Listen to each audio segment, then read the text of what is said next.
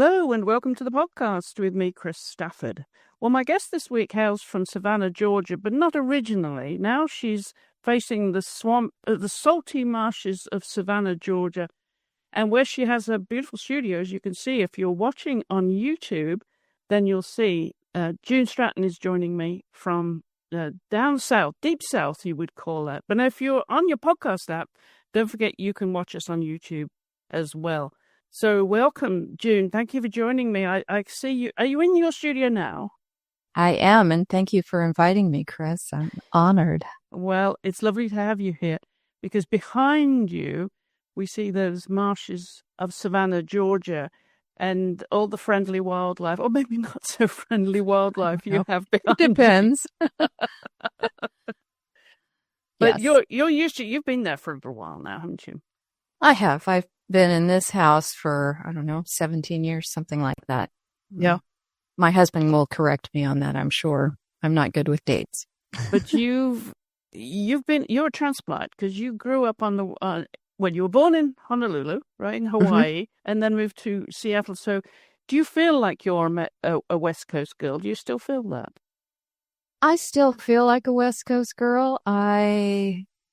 My accent can change depending upon whom I'm with. But I spent a lot of time in Northern California where I grew up in the Bay Area in the Northern California. And my dad's family was from there. He was just in the Army for a short time. I think as a baby, I spent 27 days or 24 days or something like that in Hawaii. So not very long. Not very long at all. No, but you were born offshore, as we say. But now, your father's no longer obviously in the Army. That was just a short time before he became an electrical engineer. No, that's my husband. That's an electrical engineer. My father was a banker. He'd managed a bank in Danville, California, where I spent from the fourth grade to the end of high school. There were more cows in Danville back then than there were people. So I guess I'm used to being out in the wilds.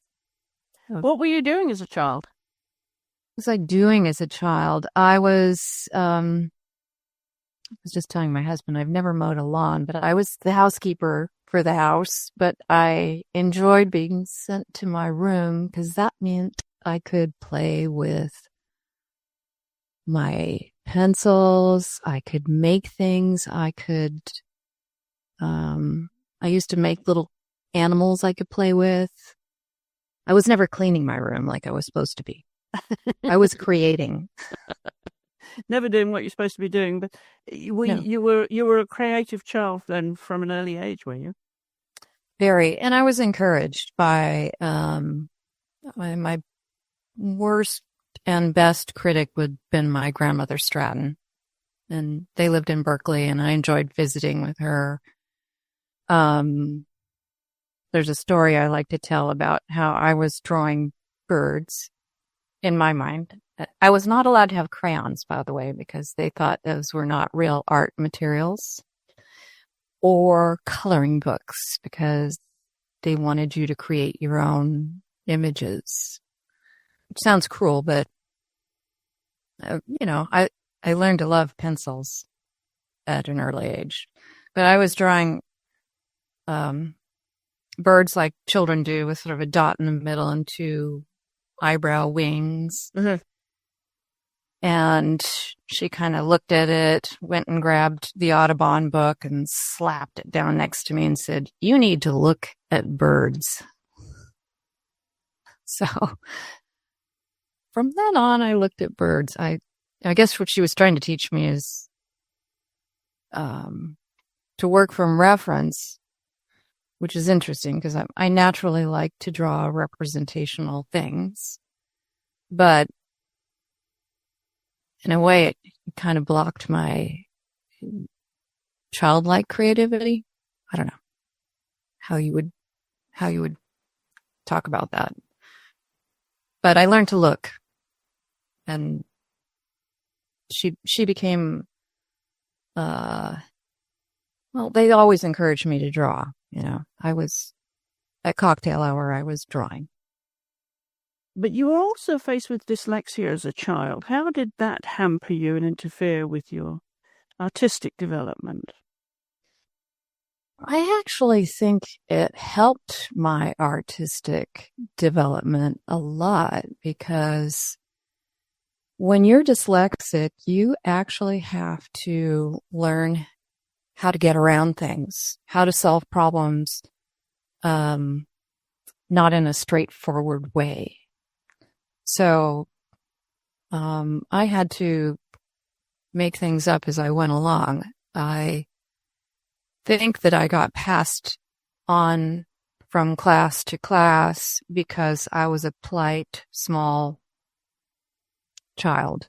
And the school classes were very large for the ratio to students to teachers weren't very good, and we had to share desks, which is how I met my best friend in high school, Lori Lee Larson. We shared a desk and started giggling and getting in trouble. Are you still friends? Oh, yeah. I don't see her very often. She's still on the West Coast. I have a couple of West Coast friends that I'm close with, but,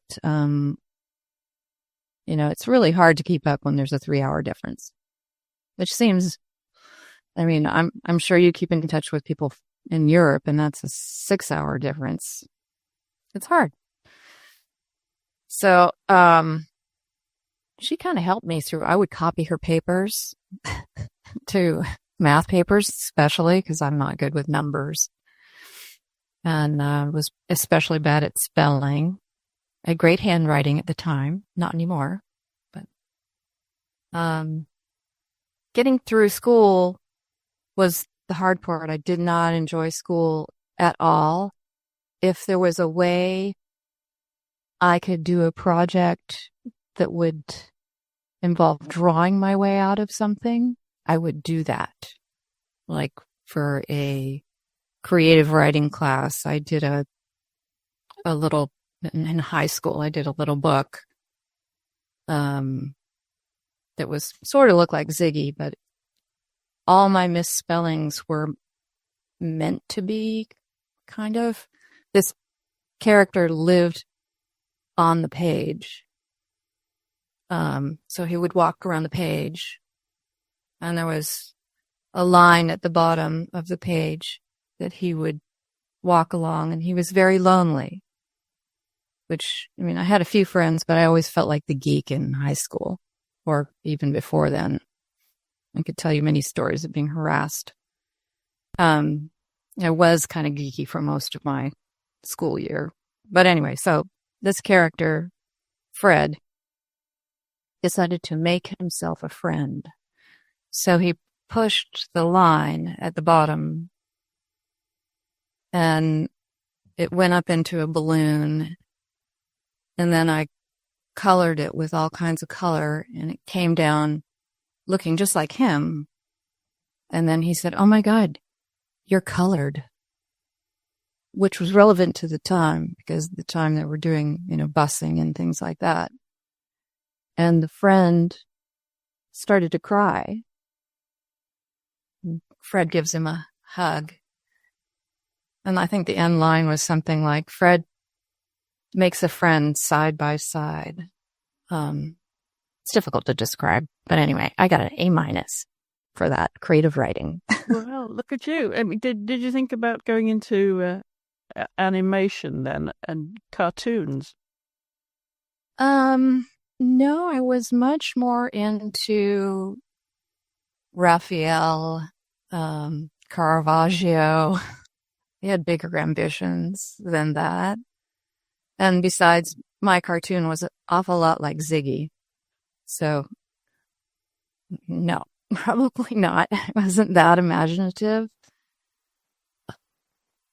I think that would take a lot more practice for me.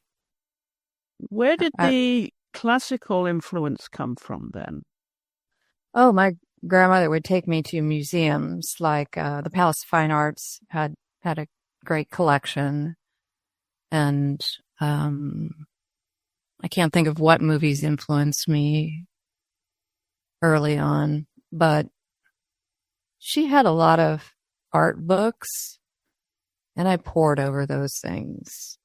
Don't ask me to tell you what date anything was created, and sometimes not remember the artist's name, but I usually could. My husband now, when we first got together, we just happened to be in Chicago. And we were at the museum there, and it's like, he goes, well, who's that? I'm like, well, that's so-and-so. Also happened to be a show that was a retrospective of Gerhard Richter. And I was like all over that wide-eyed. I'm like, oh, this is another room filled with more. There are more Richters in here. This is everything. Anyway, I like museums. So picture books and museums were how I got my aesthetic taste. Is that a good answer to your question? Yeah, definitely. I mean, we always wonder where those very early influences come from and who was inspiring you, because it clearly set the pathway for you. But did you know then in your youth that you were going to be an artist, that was the pathway for you? Oh, there was no choice for me. Right. I always wanted to be an artist. I remember patterns as early back as, looking at my whatever patterns were in my bed as a young child. And then my grandmother had Japanese woodblock prints and other paintings in the house that were like David Park is a more contemporary painter. They appreciated the arts. They were friends with some pretty cool photographers. My grandmother dabbled in photography. My aunt, who went to live in Spain in the 50s and stayed, she got married there, did a lot of photography and actually documented the Mediterranean side of Spain pretty well back in the day. And there was a photographer named Carol Baldwin who used to take family pictures, and I was always influenced by her compositions, I would say. And they were all friends with like Ansel Adams and Imogen Cunningham. I'm like blanking on the other names. But so I looked at a lot of photography too, black and white mostly. Did you do any photography? No, I couldn't afford any kind of good camera, so it wasn't until much later in my life that I got a good camera finally. But I went through a phase where I did blurry images of people in bars. But that didn't happen until like 2006, 2007. And it was meant to be a cross between Gerhard Richter and Francis Bacon. And I kind of got tired of painting blurry women in bars that looked like they'd had way too much to drink. So I stopped for a while. Well, you do paint mainly women, right? That's your main focus now. That's my main focus. I don't know why, but I run into beautiful women. And they're fun to paint. I like painting flesh. That would be, and I love painting faces and hands the most. Everything else is just like, I'd like to put more landscape skies in my work that look like woodblock prints. I've done that before. There's a painting, I don't think I sent it to you, but it's called Transcendence. And it actually has part of a woodblock painting, clouds in it that look like moonlit clouds. But for me, painting leaves, a fate worse than death. I've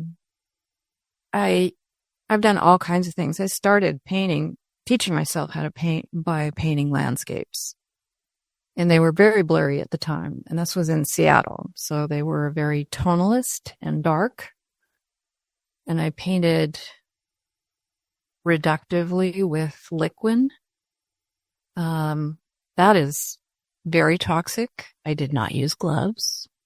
I didn't know what I was doing at all because I had some experience in watercolors, but so that's how I knew how to paint. I was just like, okay, I'll take out a little white with a rag. I would paint the whole thing like an amber color and pull out where the whites would be, and then I'd gradually get darker and darker and darker. And I think the artist that was influencing me at the time, very detailed, large pieces, a guy named Mark Tansey, who does that very sort of same reductive painting, but it could be landscape or historical references. And some of them are mirrored, which is just, I don't know how he does this. I saw this in a museum in Seattle, and I was overwhelmed with like, oh my God, this guy is great. So, my works started out as landscapes. And when I got to Atlanta, because I met my husband at a wedding in Atlanta. This is your first husband? This is my third husband, sorry. Keeping track. My first husband was in Seattle. And maybe I should start there. He actually was running a gallery, and we ran it together for a while. It was a lot of work. We were restoring a house at the same time, and we had his children 50% of the time. So it was big. And then we were both had our own artistic careers. He taught me how to sell art, how to approach a gallery, how to present your art. And his dealers that were going to give him a solo show in downtown Seattle were in our big. He was a master printmaker, by the way, also. So, he worked with Jacob Lawrence and many other artists that would come into the print shop. And so he had a whole printing press, his studio, my studio. The dealers came in and they looked up in my loft and they were like, "Who's that artist?" And they instantly gave me a solo show. They didn't know that those were my first oil paintings. They had no clue. And they sold really well. They were very simplistic. They're what I would call slow-moving creek with reflected bush. You can kind of fit them anywhere in a hospital or a hotel, things like that. They were very pastoral, but also very dark and moody. So how did that... Sorry, go ahead. I'm just wondering how your first solo show, how that impacted your early career then. Was that a pivotal moment for you? I think so. This gallery had a downtown Seattle presence. Seattle is a really nice little hotbed for all kinds of art. You know, Dale Chihuly's studio was across the street from ours, and all the galleries were open every first Thursday, and it was a thing to do to go to the gallery walk. Charleston does something like that on Fridays now. That's separate. But yeah, it was pivotal. But my work always changes because I get bored easily. And my second show there was a lot darker. It was more like clubby looking, like not as dark as Ryder's work or, I don't know, maybe like that dark, only there weren't boats being capsized or anything like that. But, I liked, I don't know, There was a lot of dark work in my grandmother's house too. There was a guy, I have a painting by William Keith, who was friends with John Muir, and it was very dark work. And the gallery at first didn't like it, but it's the kind of thing that would go in someone's den who possibly smoked cigars and drank cognac. And that show did pretty well too, so they stopped telling me what to do. I went to another gallery, and I forget the reason why. I went to a gallery named Lisa Harris Gallery. It's called Harris something now. Darn it, can't remember. But I'm always evolving. And so when I moved to Atlanta, met my third husband at a wedding, he said, well, what do you want to do? Because dark, moody works were not going to sell in Atlanta, and I didn't feel like painting azaleas. So I said, I want to paint figurative work. And he's like, well, take some courses here. Take your time. Here's Photoshop. He knew nothing about Photoshop. He just bought me the program and said, just save everything. You'll be fine. I'm like, okay. So he would call me up in the middle of the day and he'd go, have you got the mail yet? I'm like, no, I haven't got the mail yet. He goes, are you still in your slippers? Yes, I'm still in my slippers. Are you on Photoshop? Yes, I'm still on Photoshop. I just got addicted. Learned how to do layers and stuff like that. Eventually, I took some workshops, but I really felt out of place because the workshops were from life, and I really liked working from photography. And I didn't want to do portraits per se. I just wanted to paint flesh. I wasn't sure how I was going to present it. And so I started with the blurry stuff. I think even at that time, this was before Instagram, so there was either abstract or portraits in Atlanta. It had to go over the sofa, or you had to represent someone the collector knew, or their dog, or something like that, or their boat. And I wanted to do something that actually had a little bit of a narrative to it. So that's how I started with the blurry art, and actually had a couple pieces in the St. Regis Hotel there, which were fun. Because there was What was it about the flesh and the tones of the flesh? Because that's, to me, as an artist, that's very challenging. It's not my area. So it just seems to me most challenging, and maybe that was the challenge that motivated you, that inspired you, because now your paintings look quite large. What size are they, June, typically? Typically, they're anywhere from 24 by 24. Well, I do smaller pieces like 12 by 12, but I feel uncomfortable doing small work. I'm working on a 30 by 40, and the largest pieces in the last show were 36 by 48. So you like large? Is that your preference, to go large? Yes. And if I could go larger, I would. I would so go larger. What's stopping you?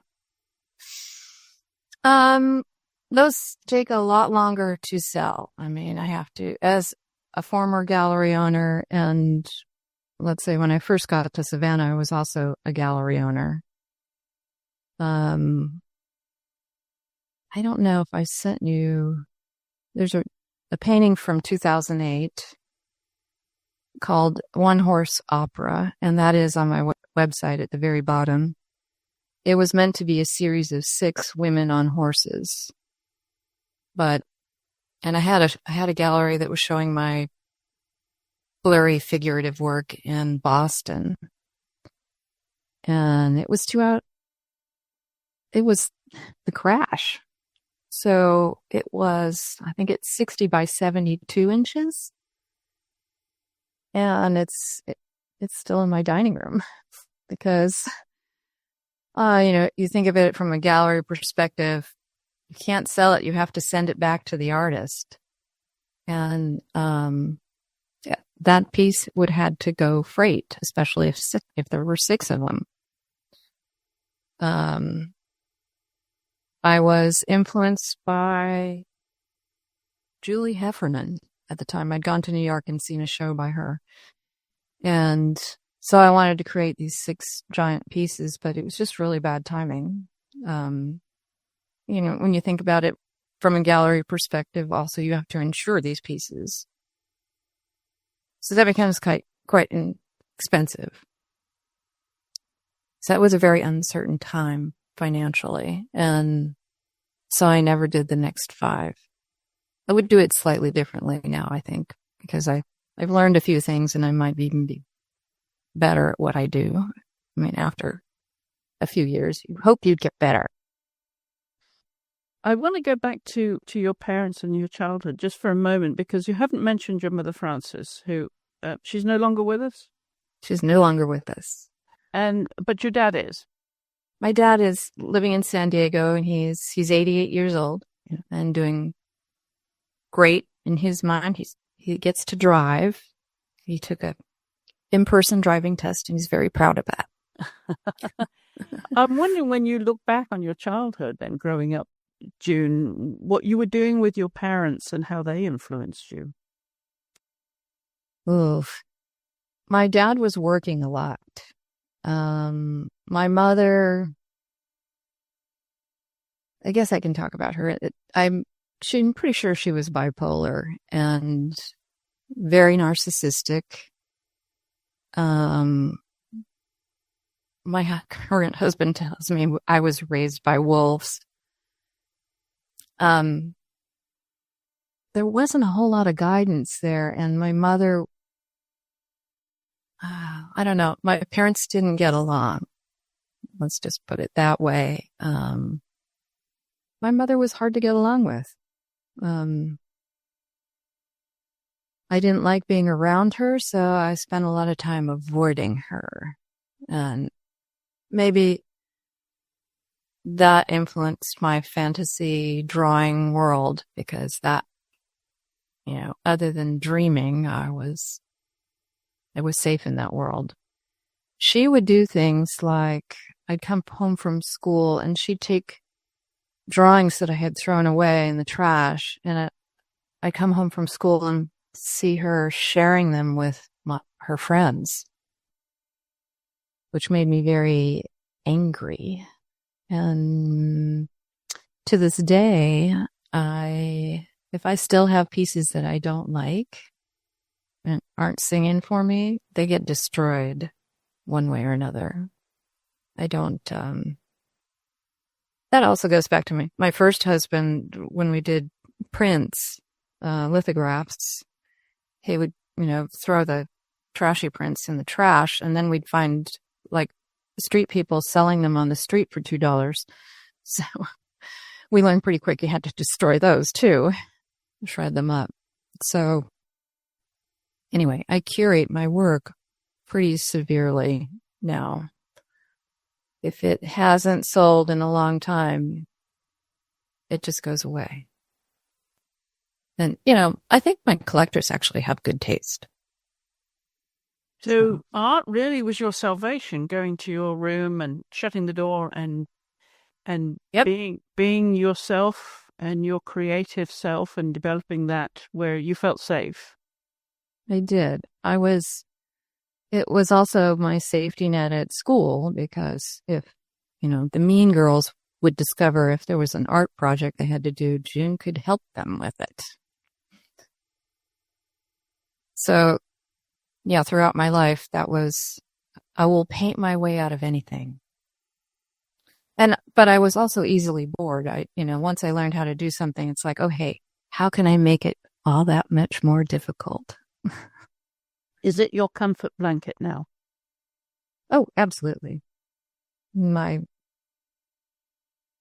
studio is not neat and tidy. And my husband only occasionally, if he dares, comments on it. Like, well, look at the handle to your door. Like, it's like, yeah, but I'm going in and out. It's a handle. It can be replaced. My studio is, my salvation. How much time do you spend in there each day then? Is it an all day, 5 days a week retreat? It is an all day, 5 days a week retreat. I love my space here. I also work weekends, but my husband married me for companionship, but he didn't realize artists like to be in the studio. And he's retired. We hear that a lot on the show, June. So yes. You can take some comfort in that. Yes. I'm not going to retire. And he knows that. But he's very happy that I bring in extra income playing in the studio, as he calls it. I'm like, sometimes it is really work and there is pressure. I mean, when you have a solo show and you have a deadline and you're trying to create something new, slightly new, but still in your vein, there's a pressure to keep it within a box, but push the parameters of that box. So much of your art, it seems to be self-taught, because you did go to the California College of Fine Arts and Crafts, but you dropped out, you said, for a number of reasons. Yes. The first and the most likely reason was, I was really young. I was 17 years old. I was the youngest person in the school at the time. And I really didn't have a counselor to guide me on what. Your first year was pretty much set, and you had to take life drawing, which actually turned out to be great, because I wouldn't be able to do what I do now without that background. And, but that was the only realism being taught. I took painting course, and clearly this woman didn't know how to paint in my mind. And I tried to take some illustration courses. And one illustration course, they start out by asking, do you think you need talent to be an illustrator? And I raised my hand along with a few other people. And he says, well, feel free to leave the class if you think you need talent. So I left. I mean, I just didn't fit in. That was 1978, 77. And the closest thing to realism in the Bay Area was blanking on his name. He did fruitcakes and beautiful sort of stacked landscapes of San Francisco. I'll send his name to you somewhere later on. But Wayne Thiebaud. I knew I could retrieve it. Wayne Thiebaud was probably the most realistic painter at the time. Or David Park, like my parents collected, but those were jazz scenes, and they were very impressionistic. Everything was either very impressionistic or very abstract, or I don't know what. It was a weird time.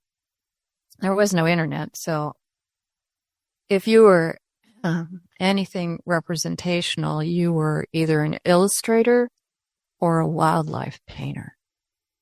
And that was not considered a good thing. That was like, ew, you don't want to be that. So I was lost artistically. That would be the first reason. And then I had to have surgery on a foot. That I had some arthritis, and so they fused some joints in my foot, and I spent quite a few months in a cast and working. I couldn't go up and down the Berkeley Hills carrying a portfolio in a cast. It just wasn't going to work. And then just money ran out. My parents weren't going to fund it. And since I wasn't getting what I wanted out of it, I just left. For a while, I actually modeled for the life drawing classes from the teachers that I most respected, actually. And then they would let me sit in on classes. So that was fortunate. And they understood how poor I was, actually, too. I didn't have a lot of money at all. So they would buy me supplies, and you can't make a lot of money modeling. I mean, you might get $8 an hour at the time, but you'd only work maybe 5 or 6 hours a week. So you couldn't live on that. But you were able to observe. I'm wondering if you use models today for all the women that you paint. I do. I do not paint or draw from life anymore, but I take thousands of pictures. I hoard my models. I have, I find them in like coffee shops or grocery stores. But two of the models I most paint or have most painted, they've grown up now, are twins.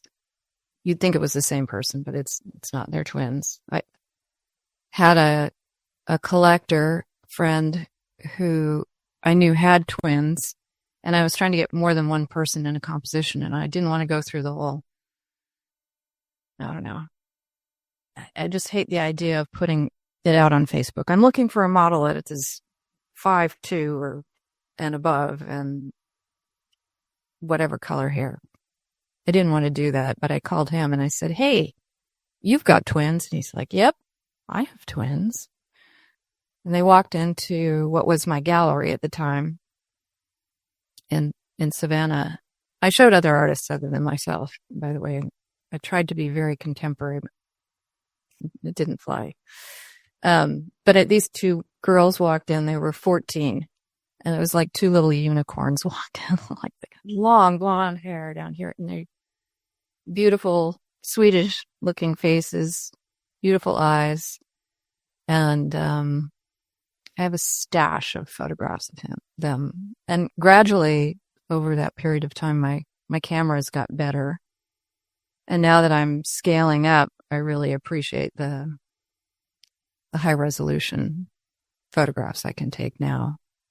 So sometimes I go back and I look at things like, yeah, that was a great shoot. That's not really in focus. Gosh darn it, to make something up there. But it's a challenge. We haven't mentioned your younger brother, Dwight. So let's bring him into the picture here. He's now still on the left coast, so you don't see him as much, I'm guessing. But what was your relationship as children? Were you close? No. We're closer now as adults. We were like, my mother used to say we couldn't walk down the same hallway without hitting each other. I was always blaming him for things, and he was always blaming me for things. And I don't remember this, but my mother said when she brought him home from the hospital, I told her to take him back. I wanted an older brother. But that's okay. We get along now. He's doing okay. He's got lots of friends in Sacramento, and my stepdaughter also lives in Sacramento, she grew up in Atlanta. I don't know how it happened, but they don't see each other. They travel in different circles, but they're both well. So my brother didn't have much influence over me. I think I was in my room a lot. He wasn't allowed to go in my room. I wasn't allowed to go in his room either. Fortunately, we didn't have to share a room. But you enjoyed the big outdoors. Did you as a child? What were you doing outdoors? Well, I avoided it when I was at the house. I've never mowed a lawn in my life. My brother got to do the outdoor activities, except weeding. We both got to do that together, especially as punishment, because in California, the dirt is adobe, and weeding was, especially for 25 cents an hour. I think my parents were cheap. But we would go to Tahoe frequently to ski. That was a requirement. If you were a Stratton, you had to learn how to ski. I hated it for most of my childhood until high school, when I figured out I could join the ski club, which was the only athletic thing I could do. I mean, if you put me in left field in baseball, the ball was coming to me, it would be like, no. So I wasn't into team sports. So skiing was it. And then we'd go in the summer, and it was just beautiful up there. I love the smells and the shapes of things. I'd make mud pies. My brother and I would trap ants in resin just to see what they look like. But, just weird, because now I'm working with 3-dimensional things, and it does remind me of making mud pies and creating 3D things. But so a lot of outdoor activities in Tahoe. And then my grandparents had a second home north of San Francisco in a place called Inverness, where we took sailing lessons. And that was fun-ish, except that was when Jaws came out. Like, no. Because we did have great white sharks in Tamales Bay. It was cold. It was not. It's what Jay, my husband, now calls useless water because it's cold. You can't swim in it. He likes the warmer water of the East Coast. I want to talk about music, June, because you've sent me your playlist, and you mentioned a moment ago that your parents collected art that was jazz scenes as well. And I know you grew up listening to Johnny Cash. You mentioned a lot of classical music that stayed with you throughout your life. But what were your earliest musical memories, and did that encourage you to play an instrument yourself? Unfortunately, I am tone deaf. I tried to join the band, play flute, and I got tossed out. No. But that doesn't mean I didn't enjoy music. I love music. My first memories, I had one of these plastic turntables that you could put, it was like a little suitcase. You'd open it up, and I could put Tchaikovsky's Sleeping Beauty on it. I mean, I played that thing over and over and over again. I don't remember having to turn it down as a kid. And then my parents liked music, but I don't think I wasn't allowed to touch my dad's record player. That would have been sacrilege. But I think he liked jazz and swing, but they also liked current music like Crosby, Stills, Nash and Young. I mean, some folk music. I'm sure they liked Joan Baez, and I kind of like that too. But my tastes in the 70s kind of went darker. I loved Led Zeppelin. I was a big fan. Were you dancing a lot in your teens? I don't know, you'd call it dancing. I wanted to be a ballet dancer. I took ballet when I was a young kid, but they noticed that I had this problem with my ankle. So there was that dream was shot down. In high school, I took contemporary dance, and that's what I guess you would call whatever I do at a concert. So I dance in the studio when I have certain songs that come up on Pandora, which I'm not going to mention because some of them they're really poppy. But they come up and it's like, okay, this is an abs workout. And it's sort of like, okay, there's not much room in here when I've got a solo show going. So it's more like a hula hoop action. And I'm trying to keep myself physically fit for as long as I can. How do you do that? I have a balance board that's sort of like a bongo board. It's a board that has a cylinder underneath it. And I've actually been doing that since I was a kid. My uncle's cabin in Tahoe had one, a very early one there. It was a round cylinder with a little groove in it somewhere, and you balance on it. It was a ski training thing. So this would get your knees in shape. And it also is really good for your core. And if you're really good on it, you can whirl and twist. But I'm at an age where I don't feel like falling over. I've fallen once on it, and I got tennis elbow on my right side, and I thought, okay, that's a warning. No tricks. Tricks are for kids. When you're not doing that in your studio, when you're actually working, what do you listen to? It really depends on my mood. I like movie scores a lot, and then sometimes it's house music, something that you can kind of lope along to. And other times, like, when the news is really dark, I just like silence. And when I'm trying to create something new, it's silence that I like the most. And then it's not until the painting is like 2/3 of the way done and I'm feeling good about it that I'll put some kind of house music on, or, it'll sometimes a little indie rock. B-52s can be very uplifting. I mean, you listen to audiobooks? No, I find words very distracting. So I guess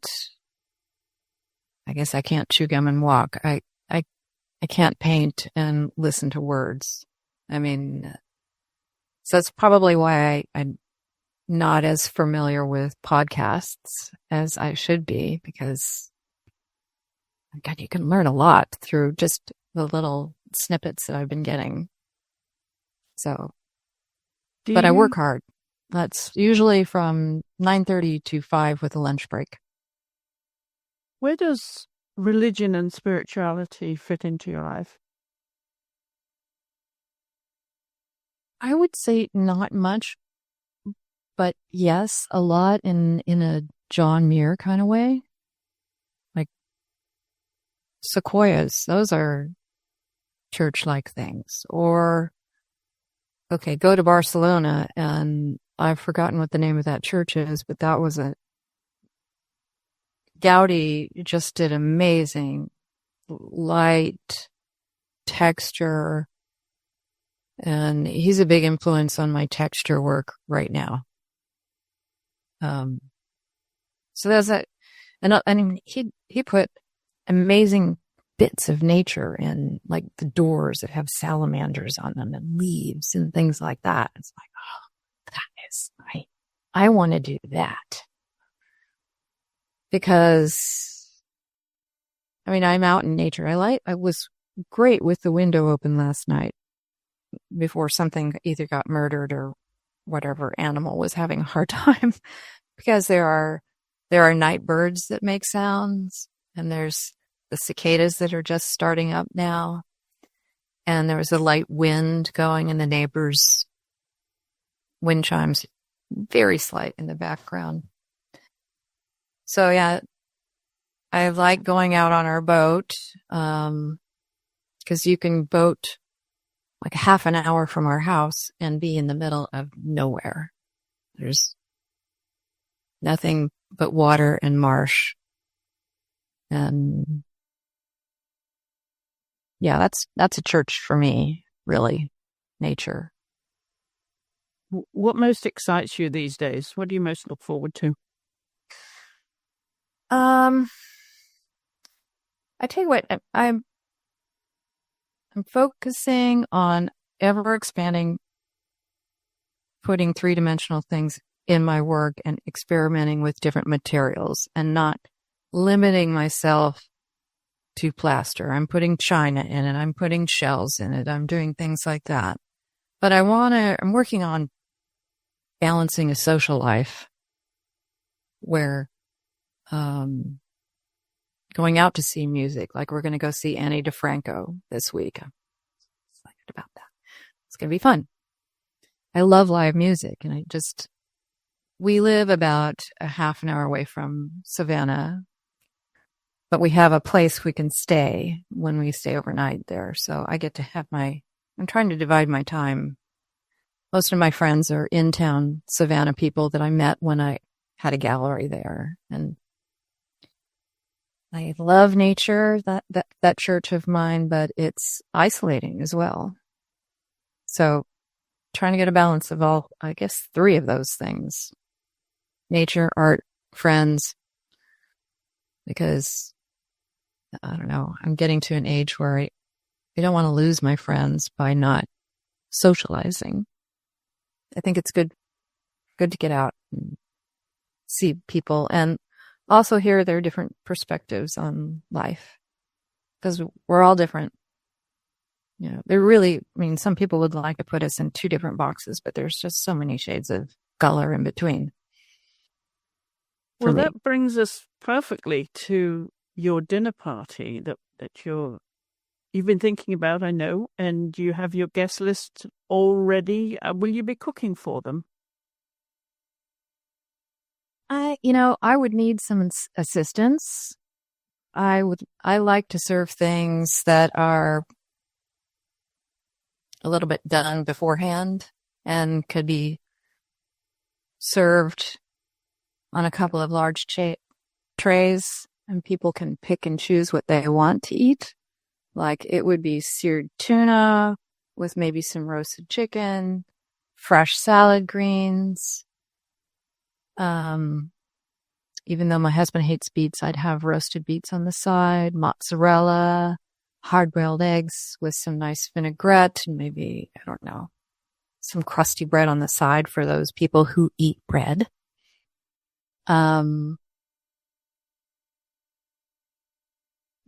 There would be white Burgundy and Pinot Noirs available, and some, I don't know, whatever you want to drink. Music would probably be a saxophone and guitarist playing together in the distance so we could yell at each other or talk. But I need someone. I like setting my own table. I'm going to tell you that. That's so is this a dining room table or a kitchen supper? With candlelight. Oh, the whole 9 yards. The whole 9 yards. I've got nice china, and I believe in using it. Like my mother had great china, and I'm not sure she used it more than 3 times. I'm using it. My grandmother was the same way. It's like, what do you have it for if you're not going to use it? So, yes, I probably wouldn't have a tablecloth per se. I've got these nice mats, and I like to mix it up between rough surfaces, and I have china handled flatware that would go, and I'd put out the nice glasses if people promise not to throw them. But oh well, it's only got to use it. Okay. Yep. Well, who's coming to dinner?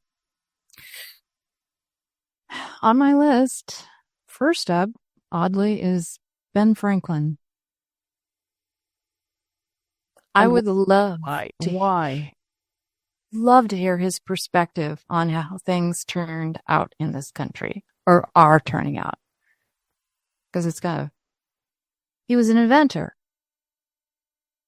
And if my husband was looming around helping me out, he'd be fascinated with him too. And I'd like to know what the real history, from his perspective, was. Not just what he wrote down, from his eyes. What he would think of a cell phone, or light, or women having pocketbooks, women voting. I would love to know what he would think. I just think that would be fun. And, I heard he was a hefty drinker, so he might be entertaining as well. next up would be Dolly Parton, just for fun. No, I don't listen to a lot of Dolly, but I know she's like a genuinely nice person. You have to have a nice person at the table to balance things. And I think calm people down. I think she would be fun too. I don't know what Dolly eats. I don't know what Ben eats, but that's why I have the variety at the table. So there's Dolly. Marilyn Minter, who's an artist. They just made a documentary about her called Dirty Something, blah, blah, blah. Should have notes on this. But she does scaled up paintings of like high heel shoes with glitter on them that have been splattered in mud, and lips that have pearls that are dripping. She just recently did a painting of like Jane Fonda and a number of other people. I added her because she talks a lot about her subjects and how she got to painting women. And she's a feminist, but I'd like to grill her on her materials. I'd like to do. Because, I don't know. I love painting lips myself. I have no interest in just imitating her. I get tired of seeing women that are wet. And there's a lot of that going around. It's like, what is that? I don't know. But she does it in her own way that is, and she does really super large paintings. I'm like, what are you? You have a team. Can I borrow your team? I don't know. So I'd grill her on that kind of thing because I like her subject matter. I understand why she does it. So next up would be Hedy Lamarr, who was not only gorgeous, she's a perfect example of you can be gorgeous and brilliant at the same time. There's not one or the other. She tried to do the right thing for our military. I don't know if you know anything about Hedy, but she invented signal hopping, they're calling it, but I'm blanking on what it's really called, but it was a way to communicate with torpedoes so that the Germans could not figure out where the torpedoes were going.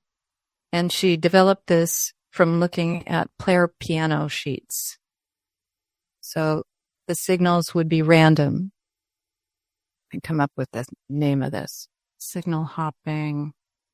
It's genius. Something. What she did is really so genius. Clever. Yeah, and she wasn't recognized so much as not for that. At all. She took it to the military, and the military said, "Go away, pretty lady.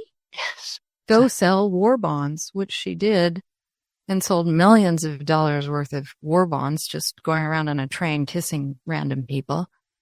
And she did what she could, and wasn't recognized until later in her career, after she dumped Hollywood. And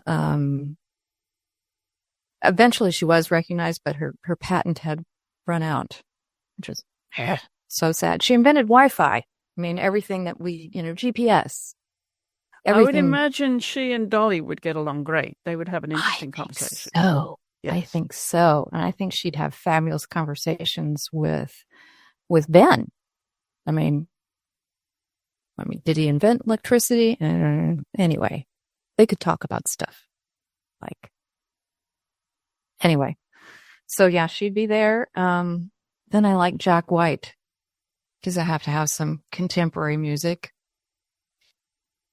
I like the White Stripes, but I like not only that, but he's really creative with his guitar. I would love to have musical genius in me. I do not. But there's a movie out there called This Might Get Loud. And it's Jimmy Page produced it, and he's in it, along with the guitarist from U2, and it's Jack White. And they all kind of meet and get together and compare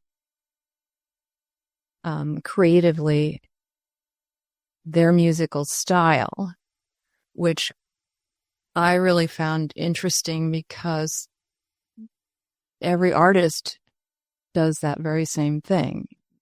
You could maybe be doing master copies of whoever, but really, when I paint, it's like no matter what I do, it always ends up looking like me. But I'm trying to push the envelope, and I think Jack White does a great job of what he's doing with guitar, and he's also just sounds like a fun person to be around. That was the other one. And then, okay, I have two more. I have Patti Smith, just for poetry. Oh my God.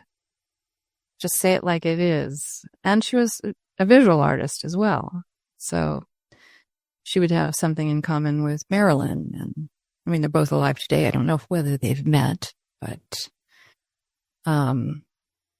I think Patti Smith would be a great addition and poetic inspiration. And then the last person would be John Muir to bring the outdoors in. And an old dead relative of mine had a little battle with him over how Yosemite was formed. And John Muir turned out to be right. So he could be argumentative too. So we can have some fun discussions about how the planet was formed and Earth and the spiritual nature of trees, birds. So that would be my party. That's a very interesting mix. And I'm wondering who's going to sit either side of you. Who are you going to get into it with? I'd like to move around the table. Okay. I'm a hostess. I have to. I'd probably sit between Ben and Dolly at first and get Ben used to looking at Dolly. It's like, hey, hello, Ben, snap out of it. Stop staring at Dolly's boobs. Don't do that. So I don't know. I maybe start there, and then I'd really like to talk to Hetty. And then John Muir. I mean, I guess I'd start with the dead people, move to the live people, and then I'd cozy up to Marilyn Minter later on and grill her on her technique, which I know she paints in enamel, but I don't know how she does it. Well, thinking about your favorite subject to paint, I'm wondering if there's a woman out there that you would love to paint.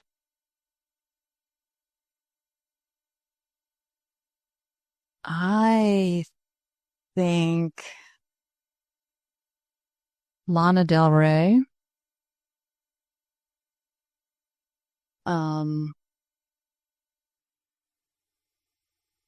A lot of people like Taylor Swift. Come on, pronounce it, June. Swift. But I like Lana because she's dark. And I don't know, she just seems more free to do what she really wants to do. I don't know how to explain it. Each of her albums are completely different. But I don't know. Taylor complains about how female artists have to evolve. I don't feel that as a visual artist. But let's see. Who else would I want to paint? Jane Fonda.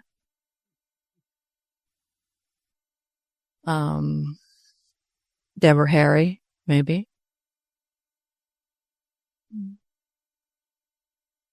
So some goals there for you. Yeah, I mean, Michelle Obama would be fun too, but she's been done before really well. Well, lots of inspiration there. If only you could find these women and have them sit for you even live. Wouldn't that be some I get challenge for you? nervous. I would be Would too you? nervous to be painting live in front of them, and I would be respectful of their time. So I would set up my studio and take as many pictures as I could in an hour, hour and a half. After that, everybody gets tired. So, and I'd have any props or whatever already set up, or like in the case of Lana, she could set up her own props. I would work with that. Well, June, I'm wondering where people can find your work now, because we'd like to send them to galleries. If you can share with us where they can find your work. You can find my work in Charleston at Robert Lang Studios. They're on Instagram as RLS Art. And their website is, well, you'll find it under Robert Lang Studios. I also show at Reese Contemporary in New York. And that's pretty much all I can handle at the moment. And online? And online. Social media? You can find me on Instagram and Facebook. I gave up on TikTok and Blue Sky. And I don't know, there's a number of new media platforms. I'm stuck with Meta because there just isn't. My clients are on Instagram mostly. I try not to post too much that is a finished product that isn't just a snap of a second, because I don't really want anyone screenshotting it and putting it into a calendar. Not that it would come out high resolution. So a lot of what you see on Instagram is just how I paint. And then there's a couple of posts now that are about my recent solo show at Robert Lang Studios, which was beyond what I imagined could be successful. It's shocking, actually. It's the most successful show I've had yet. So, well, congratulations, and I'm pretty happy. Yeah, keep up the good work. It is beautiful, beautiful artwork, June. So, no stopping anytime soon. Yeah, no, keep up. No. No. Keep up the good work. And thank you for taking time to come on the podcast this week. Well, thank you for inviting me. This has been fun. You brought out things I hadn't thought of in years. You're a good interviewer. And fun, too. Well, I've enjoyed having you in for a studio visit on my end anyway. A different studio visit. Yeah. So what work are you doing right now? What are you excited about? That is for another podcast. In the meantime, I get to talk to all of these wonderful women artists. All right. Inspired myself as an artist. So you can follow us, of course, on social media at the AART Podcast, and also on YouTube. If you're listening to the podcast, do hop over to our YouTube channel, the AART Podcast.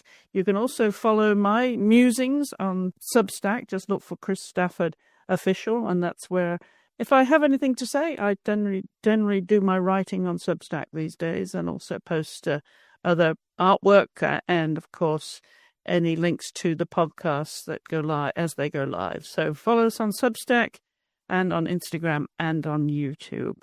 And I'll be back in a couple of weeks with another inspiring guest from around the world of visual arts. So I do hope you'll join me then. In the meanwhile, my thanks again to my guest this week, June Stratton, and to you for listening.